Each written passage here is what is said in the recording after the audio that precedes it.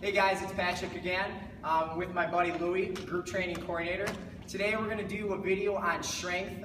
July is going to be strength month, so we're going to be concentrating on strength and all the different types of strength. So we have strength endurance, absolute strength, maximal strength, and a lot of people get that confused because strength isn't just strength. Okay, there's a lot of different types of strength, and there's also strength and there's also aesthetics. So I want to make sure that you guys understand the difference between the two, because looking good is a lot different from being strong. So usually when you talk about strength, you're talking about performance, how long you can last, how much weight you can push, and then aesthetics is basically how cut you look. So more of like the bodybuilding type workout rather than like a performance CrossFit type workout. And I just want to make sure that you guys understand the difference between the two.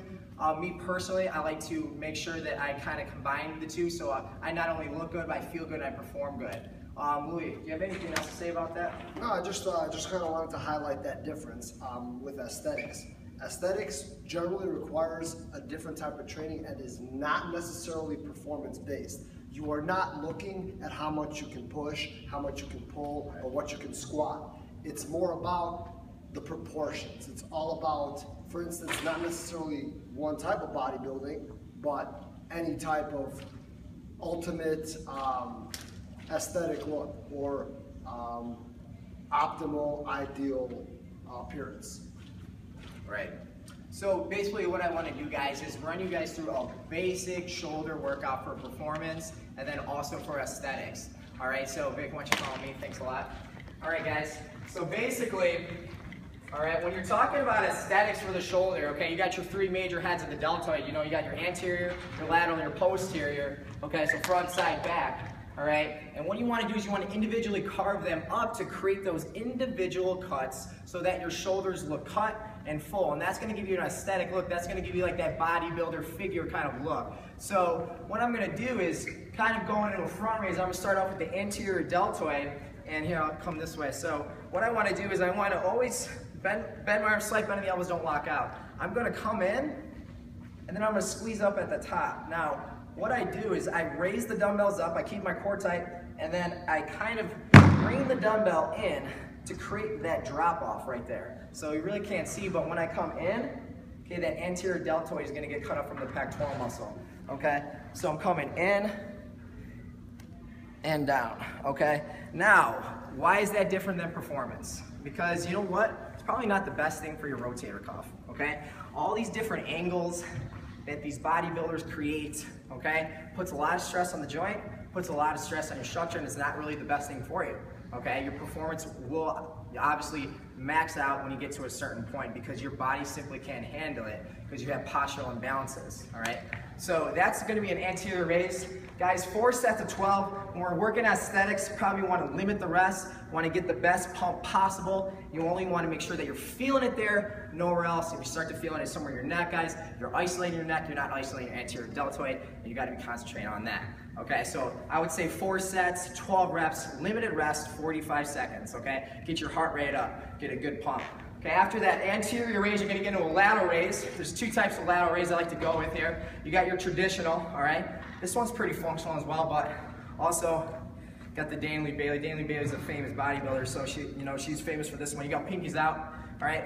Obviously a lot of stress on the rotator cuff, but what this does really kind of creates that drop off, okay? That cut there. So I like using this one to create that aesthetic. So compare that to the suicide grip in deadlifting.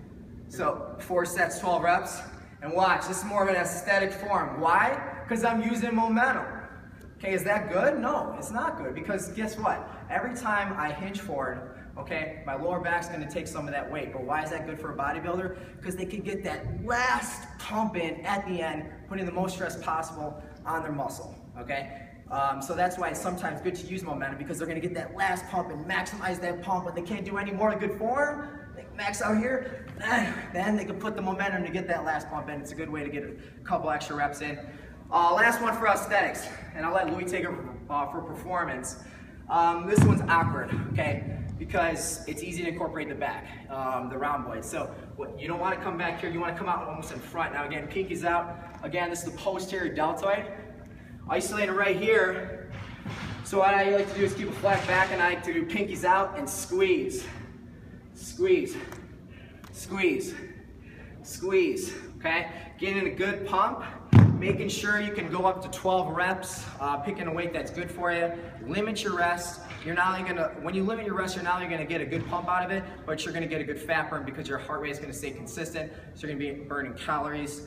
Hitting those exercises, limiting your rest will give you guys a good pump and also burn that fat. So try incorporating some of these exercises for aesthetics. If you guys wanna get those lean, cut shoulders, and then performance is gonna be something different. Louis, do you wanna explain? Absolutely.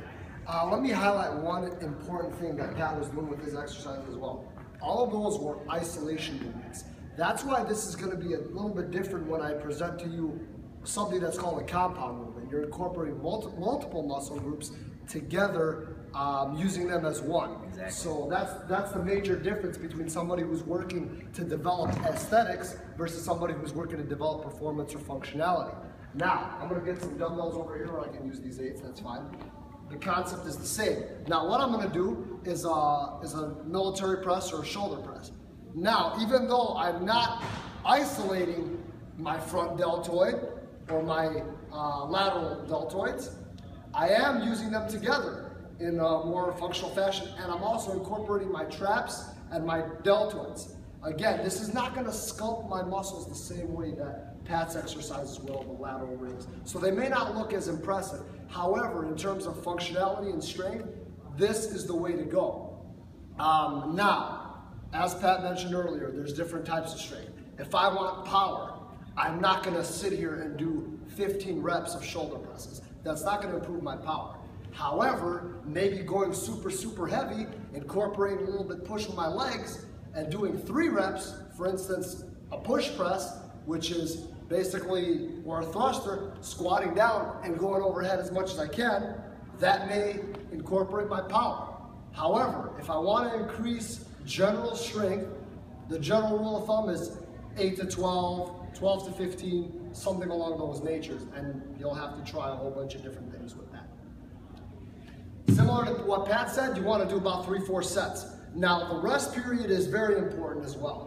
That's part of the training adaptation. The idea is that you recover a certain percentage of your strength while you're resting. So in a power setting, you want to get as close as you can to 100% strength so that you can push your maximal output. In strength, that's not the case. You want to be at around 60, 70, maybe 80%. So what that means is you'll have to rest between 45 seconds to a minute. Does that make sense? Sorry. Yeah, so guys, I guess the best thing you could take from this is figure out what you are looking for. If you're looking to perform better, use what Louis just told you, okay? Proper rest periods, proper rep ranges, keep it between those things. If you want to do aesthetics, maybe incorporate some of this stuff. So this is just a general shoulder workout for aesthetics with the 4 sets, 12 reps. Obviously the military press, nothing's going to take away from the military press. We can get into more exercises as these videos come. I want to thank you guys for viewing this. More is to come. We got July Strength Month. We got our buddy Louis now involved, so should be big, guys. Please chime in and ask questions about anything that you guys want to hear about. Thank you. Thanks again, guys.